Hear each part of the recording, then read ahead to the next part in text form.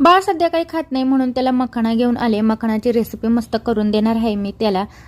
बघू खातो का नाही. आणि त्यानंतर लगेच संध्याकाळचा स्वयंपाक करायला घेतला, पोळ्या करायला घेतल्या. पोळ्या करतच होते की तेवढ्यात लगेच गॅसने धोका दिला आणि गेला तो उडून.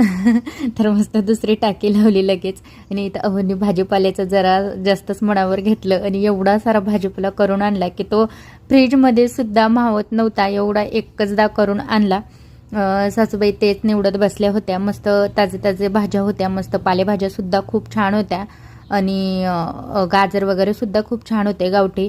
त्यानंतर मच्छी आणलेली होती, मार्गशीर्ष लागणार आहे म्हणून, नाही सॉरी श्रावण लागणार आहे म्हणून मच्छी मस्त 1 किलो मच्छी आणली होती. अर्धा किलो आम्ही सुकं करणार होतो, म्हणजे फ्राय करणार होतो ना, अर्धा किलोची मस्त पातळ भाजी करणार होतो.